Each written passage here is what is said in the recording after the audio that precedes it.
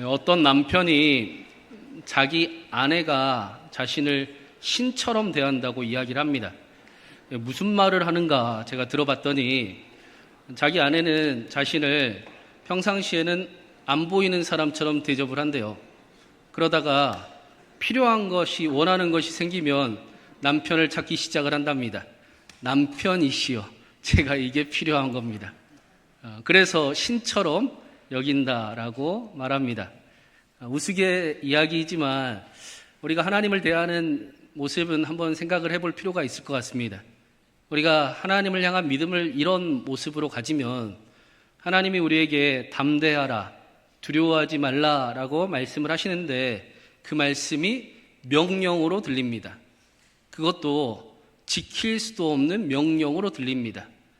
하나님 누가 몰라서 안 합니까? 하면서 염려하고 두려워하는 신앙생활을 여전히 이어가게 됩니다. 자녀들이 염려하지 않는 이유는 부모의 능력이나 재력 때문이 아닙니다. 부모와의 친밀함 때문입니다. 부모님과 함께하며 부모님이 나를 책임져 주신다는 사실을 확신하기에 염려하지 않습니다. 부모와의 친밀함이 자녀에게는 담대함이 되는 것입니다. 그래서 하나님께서도 우리에게 두려워하지 말라고만 말씀하지 않으셨습니다. 내가 너와 함께함이라 라고 함께 말씀해 주셨습니다. 365번 마치 날마다 우리에게 담대하라, 염려하지 말라, 두려워하지 말라라고 말씀하시는 그 말씀은 우리를 향한 명령, 지킬 수 없는 명령이 아니라 우리를 위로하심입니다. 내가 너와 함께 할 것이다. 내가 그 일 속에서 너를 반드시 건져낼 것이다. 내가 너의 하나님이라. 내가 너의 구원자라. 너는 나의 고귀하고 존귀한 자라. 두려워하지 말라. 라고 하나님과 함께하는 삶으로의 초대를 우리에게 하고 계시는 것입니다. 우리가 오늘도 그 초대에 임하여 담대하고 두려움이 아니라 하늘의 은혜가 성령의 충만함에 함께하기를 주님의 이름으로 축원합니다. 지난주 말씀에 예수님께서 사도 바울에게 말로만 담대하라라고 하지 않으셨습니다. 담대하라라는 말씀은 말씀으로만 끝나지 않습니다. 바울을 죽이기 위해서 먹지도 아니하고 마시지도 않고 바울을 반드시 내가 죽더라도 죽이겠다라는 사람이 40명이 있었습니다. 암살단이 40명이 동맹하고 일어나 유대의 최고 지도자들과 비밀 암살 계획을 세웠습니다. 그러나 하나님께서는 그 일이 아무 소용이 없는 일이 되게 하셨습니다. 너희가 40명의 암살범을 세우냐? 내가 로마군인 470명을 세운다 라고 하시며 담대하라라는 말씀이 말씀으로만 끝나지 않음을 보여주셨습니다. 마찬가지로 이 예배에 하나님께서 우리에게 말씀하시는데 오늘도 약속하실 것인데 그것이 우리의 머릿속의 생각으로만 끝나지 않게 하십니다. 하나님이 우리에게 주신 믿음이 허무함과 시시함과 능력 없음으로 끝나지 않게 하십니다. 반드시 우리를 하나님과 함께하는 삶을 살아가게 하실 것이고 하나님을 알아가는 삶을 살아가게 하실 것이고 하나님을 사랑하는 사람들이 되게 하실 것입니다. 하나님을 사랑하는 법을 배워서 그 일을 맛보아서 하나님과 깊은 사귐의 동행을 하게 하십니다. 그것을 성도의 삶이라고 성경은 우리에게 가르치고 있습니다. 오늘 말씀에도 여전히 믿음으로 하나님과 함께 살아가는 사도 바울의 모습을 우리가 보게 됩니다. 우리 1절 말씀 한번 읽어보겠습니다. 1절입니다. 닷새 후에 대제사장 아나니아가 어떤 장로들과 한 변호사 더들로와 함께 내려가서 총독 앞에서 바울을 고발하니라. 닷새 후에 대제사장과 그 더둘로라는 변호사가 벨릭스 총독을 찾아왔습니다. 그렇다면 바울은 가이사랴에 도착해서 로마 감옥에 5일 동안 갇혀 있었다라는 것입니다. 닷새 동안 바울의 마음이 어떠했을 것 같으십니까? 바울의 마음에는 하나님을 향한 감격이 가득 넘쳤을 겁니다. 지난주 말씀이 생각이 하나도 안 나서 이게 무슨 말인가 기억이 안 나실 수도 있는데, 지난주 말씀에 예수님이 바울에게 감옥에 갇혀 있는데 담대하라고 하셨습니다. 그리고 한밤중에 갑자기 로마 군인이 자신을 밖으로 나오라고 합니다. 영문도 모른 채 한밤중에 끌려 나왔는데 자신을 어디 말에 태우는 거예요. 그리고 어디로 가나 하는데 출발을 하니까 몇 명이 모인지도 몰랐어요. 근데 보병 200명과 창병 200명, 군인 400명의 발사구 소리가 처벅처벅 들립니다. 말발굽 소리, 기병 70명의 말발굽 소리가 타닥타닥 하고 엄청나게 들립니다. 아무것도 모르고 있었던, 한밤중에 아무 소리도 사실은 들리지 않았던 그때 그 400명의 발자국 소리와 70대의 말발굽 소리는 엄청난 그 하모니로 바울에게 다가왔을 것입니다. 저는 이 말씀이 여전히 아직도 전할 때마다 감격이 있습니다. 하나님이 나를 위해서 470명의 군대를 준비하셨다. 내가 하나님과 함께 이 470명과 함께 가이사랴로 지금 가고 있다. 그렇게 그 감격 속에 가이사랴에 도착했습니다. 가이사랴의 감옥에 닷새 동안 갇혀 있는데 바울의 마음이 뜨겁습니다. 예루살렘 감옥이나 가이사랴 감옥이나 똑같은 감옥입니다. 그런데 바울에게는 똑같지가 않습니다. 하나님을 향한 소망이 가득하고 감옥에서도 힘이 나고 하나님과 함께 하니 못할 것이 없을 것 같습니다. 감옥을 선교지로 만들 수 있을 것 같습니다. 자신 안에 기쁨이 샘솟습니다.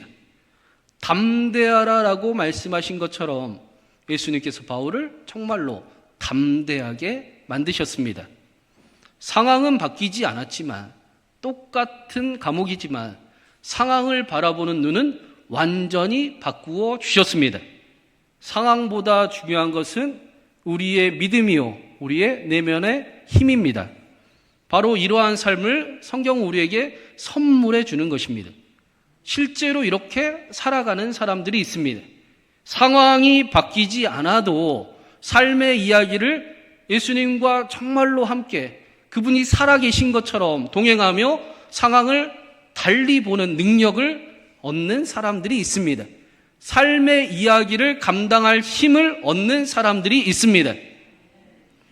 세상 사람들과는 다른 삶, 하나님과 함께하는 삶을 하나님께서 우리에게 오늘도 선물해 주십니다.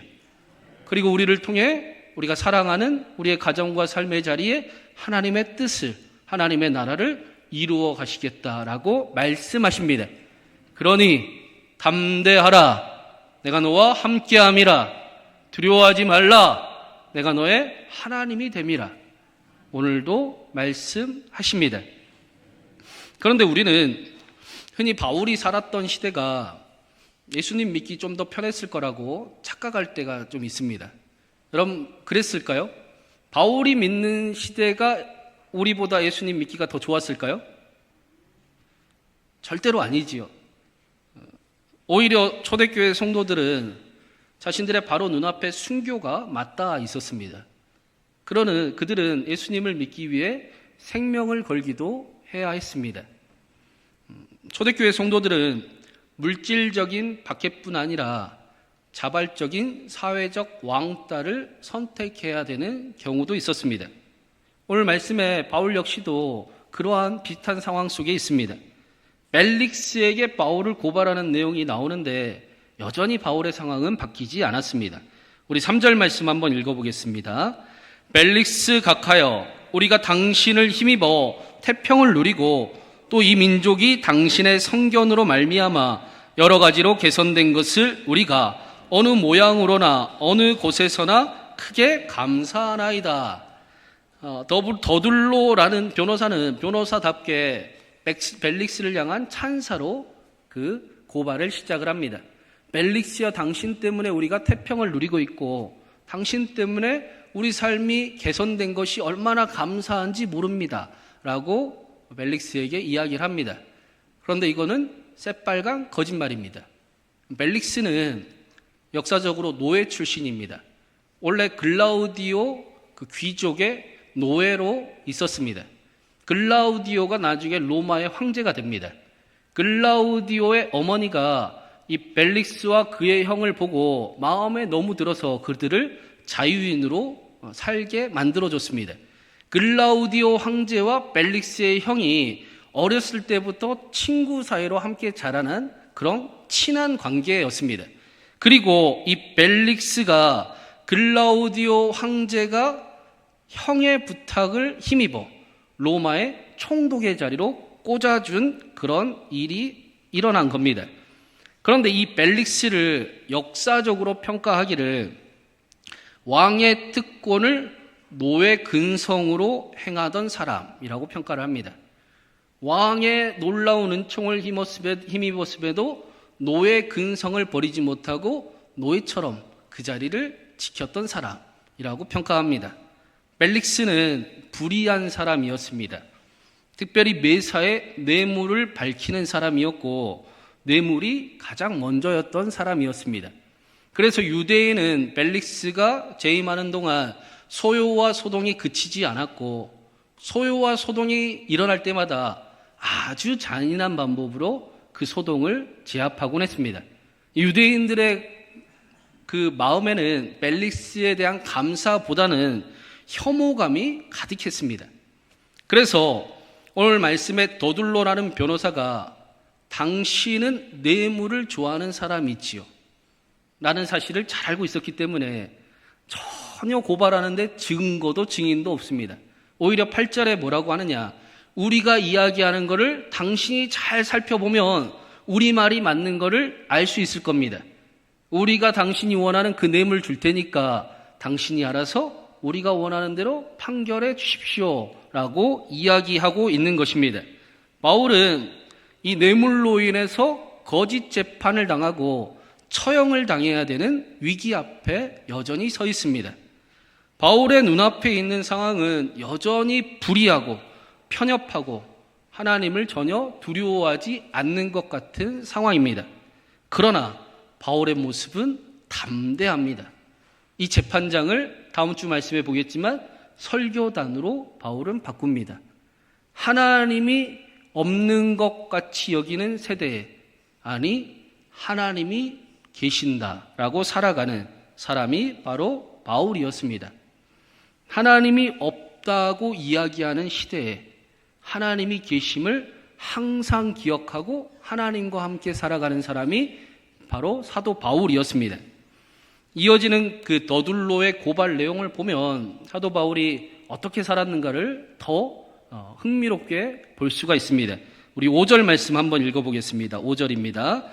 우리가 보니 이 사람은 전염병 같은 자라 천하에 흩어진 유대인을 다 소요하게 하는 자요 나사렛 이단의 우두머리라. 바울은 유대인들에게 전염병 같은 사람이었습니다. 바울이 가는 곳마다 유대인들이 소동이 일어나는 일들이 나타났습니다. 이 소요라는 단어는 반란, 폭동이라는 단어예요. 바울이 전염병 같은 인물이어서 가는 곳마다 유대인을 통해 반란이 일어났다라고 이야기하는 겁니다. 당시에 자칭 메시아라고 하는 자들이 소요를 일으켰는데 그 일을 로마는 정치범으로 판결을 했고 십자가에 매달아 처형을 했습니다. 예수님이 십자가에 달린 일이 바로 그 일입니다.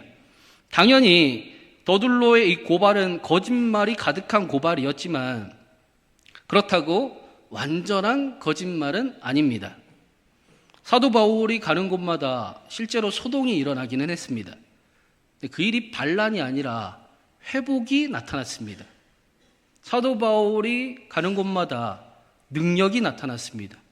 하나님의 치유가 나타났습니다. 역사가 일어났습니다. 바울이 전하는 복음에 능력이 나타났고 사람들의 삶이 변화되기 시작을 했습니다. 예수님께로 나오는 일들이 소동처럼 일어나기도 했습니다. 마치 바울의 모습은 유대인들이 보기에는 전염병 같아 보였습니다. 막을 수도 없고 막지도 못합니다.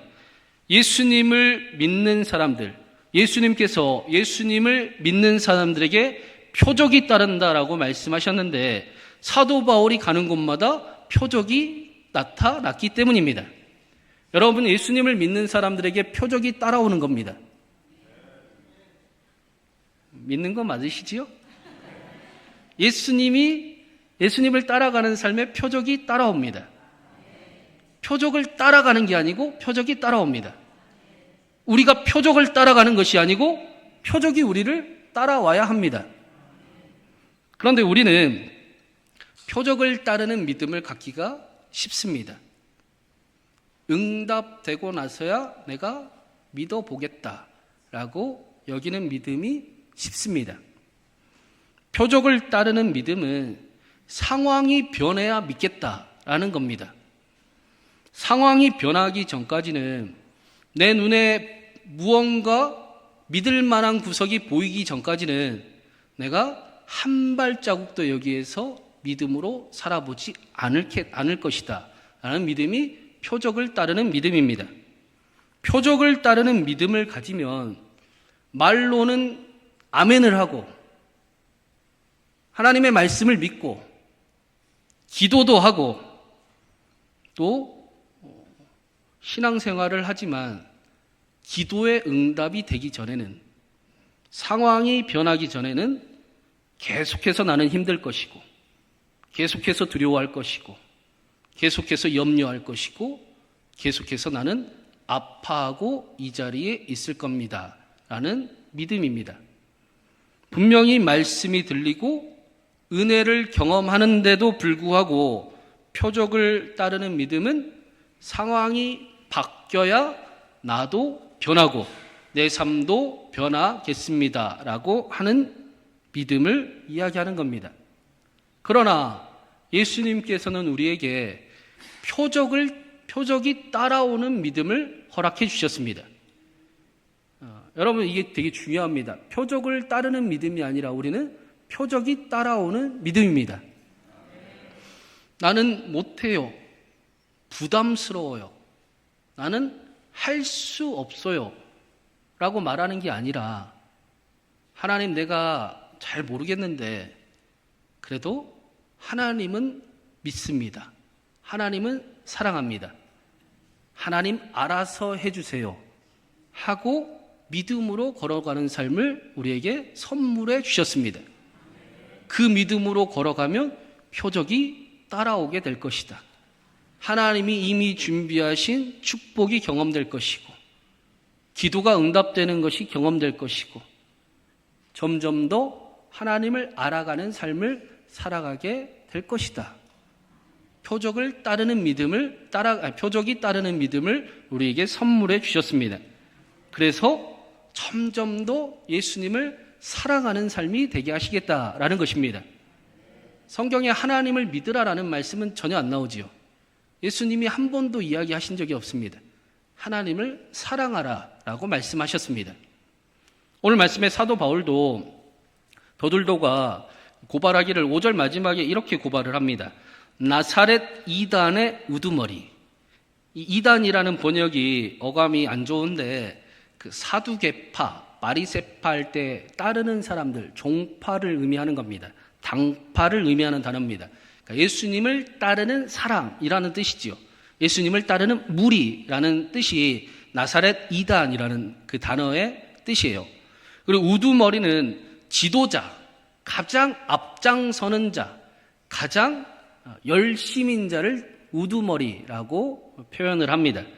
사도 바울이 유대인들이 보기에 예수님을 따르는 사람 중에 가장 앞선 자 같았습니다. 유대인들이 보니까 사도 바울이 예수님을 믿는 사람 중에 가장 예수님을 사랑하는 사람 같아 보였습니다. 오늘 말씀에 바울에 대한 고발 내용이 예수님이 십자가에 달리신 고발 내용과 똑같습니다. 다시 말하면 바울이 예수님하고 똑같이 살았다라는 겁니다. 유대인들이 보기에 바울이 예수님과 똑같았습니다.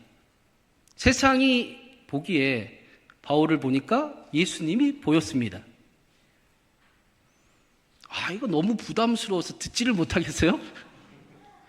여러분, 고발당하는 내용에 고발당하는 그 일을 듣는 사도 바울이 그 심정을 한번 생각해 보시기 바랍니다.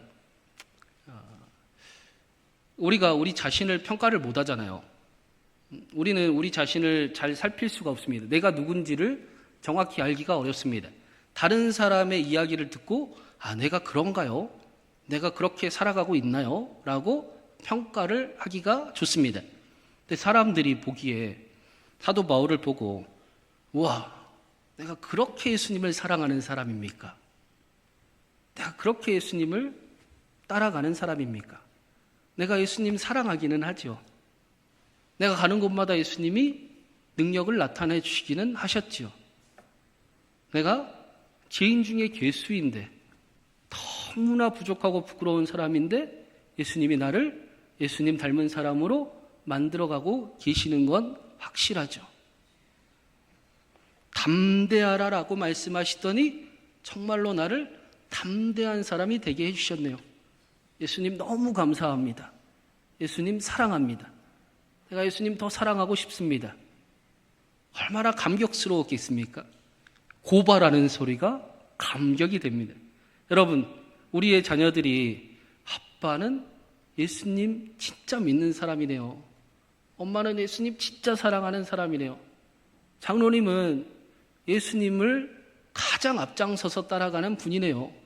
권사님은 예수님을 정말 뜨겁게 사랑하고 기도하는 분이네요. 집사님은 정말 예수님을 믿는 사람이네요. 라고 들을 수 있으면 얼마나 감격스럽겠습니까? 여러분, 우리가 전부 다 나사렛 이단의 우두머리가 되기를 바랍니다. 우리 모두가 나사렛 이단의 우두머리라고 우리의 자녀들에게, 우리의 사랑하는 사람들에게 들릴 수 있기를 간절히 바랍니다. 사도 바울이 어떻게 이런 삶을 살아갔는가? 6절에 보니까 이렇게 고발을 합니다. 우리 마지막으로 6절 읽어보겠습니다. 그가 또 성전을 더럽게 하려 함으로 우리가 잡아싸우니, 더들로가 바울을 보고 성전을 더럽게 하는 사람이었다라고 고발을 합니다. 바울은 유대인들이 보기에 성전을 더럽게 하는 사람이었습니다. 예수님도 성전을 뒤집어 엎으셨습니다. 그들의 입장에서는 성전을 더럽게 하는 모습이었을 겁니다. 예수님이 성전을 뒤집어 엎으신 이유는 그 성전에 아무런 능력이 나타나지 않았기 때문입니다. 아무런 변화도, 아무런 새롭게 됨도 나타나지 않았기 때문입니다. 형식적인 예배일 뿐이었고, 의무적인 예배일 뿐이었고, 심지어는 돈벌이하는 예배일 뿐이었기 때문입니다. 그래서 예수님께서 성전을 뒤집어 엎으시면서 그런 예배는 드리지도 말아라. 그런 예배는 내가 받지도 않겠다. 그런 예배는 필요로 없다 하시면서 성전을 뒤집어 엎으셨습니다. 바울이 성전을 더럽혔다라고 말하는 이유는 바울이 이방인을 성전으로 데려왔기 때문입니다. 다시 말하면 바울은 이방인에게도 하나님의 능력이, 하나님의 사랑이 나타날 것을 믿었다라는 것입니다. 사도 바울은 자신에게 하나님의 사랑이 임하고 자신의 삶이 변화된 것처럼 내가 사랑하는 사람에게도 이 예배에 하나님의 능력이 나타날 것을 믿었다라는 것입니다. 바울은 자신이 드리는 이 예배가 능력이 있음을 믿었습니다. 바울은 이 예배가 하나님의 말씀과 약속으로만, 우리 자신의 머릿속의 생각으로만 끝나지 않음을 믿었습니다. 예수 믿는 신앙이 그렇게 허무하고 시시하고 능력이 없는 신앙이 아님을 바울은 믿었습니다. 우리가 믿는 믿음은 시시한 믿음이 아닙니다. 우리 삶에 아무나 의미도 없는 허무한 믿음도 아닙니다. 이 자리는 하나님을 만나는 자리입니다. 여기서만 아멘하는 자리가 아니라 하나님과 함께하는 자리입니다. 잃어버렸던 하나님을 다시 회복하고 내가 하나님 다시 힘내보겠습니다. 하나님 내가 다시 하나님과 함께 살아가 보겠습니다. 하나님 내가 하나님 믿고 가는데 표적이 따르는 삶 약속하셨으니까 정말로 경험하게 하시고 하나님을 점점 사랑할 수 있게 해주십시오 라고 말하는, 고백하는, 결단하는 자리가 바로 이 자리입니다. 그러니 허투루 예배 드릴 수도 없습니다. 아무렇게나 예배를 준비할 수도 없습니다. 비록 부족하고 연약하고 넘어질 때가 많지만 그러나 하나님 앞에 나올 때는 하나님 오늘도 이 죄인이 하나님의 은혜를 힘입기를 바랍니다. 다시 하나님과 함께하기를 바랍니다. 라는 소망을 담아 간절하게 하나님 앞에 예배합니다. 저는 우리 신광교회 예배가 그러한 예배인 줄로 믿습니다. 더욱 그러한 예배가 되기를 바랍니다. 하나님을 만나는 예배, 하나님과 함께하는 예배, 하나님이 일으키시는 예배, 우리의 삶이 바뀌는 예배. 그래서 하나님이 사랑해지는 예배, 더 나아가 나사렛 이단의 우두머리라고 불리는 예배가 되기를 간절히 바랍니다. 사람들이 보기에는 예수님 따르는 사람 중에 가장 앞선 자 같은 그런 사람들, 예수님을 제일 사랑하는 사람 같아 보이기를 간절히 바랍니다. 이 일이 우리에게 굉장히 중요한 게, 제가 직업군인을 하다 왔잖아요. 직업군인을 하면 병사들하고 가끔 구보할 때도 있죠. 또 병사들하고 무슨 일을 해야 될 때도 있습니다. 근데 구보를 하면 간부들은 절대로 쓰러지지 않습니다. 간부는 떼약볕에서 절대로 포기하지 않습니다. 병사들은 떼약볕에 쓰러지고 그 모습이 부러울 때도 있어요. 왜 나는 안 쓰러지나? 그러나 쓰러질 수 없습니다. 왜 그렇습니까? 간부들은 더 많이 뛰거든요. 더 열심히 하거든요. 그럼에도 불구하고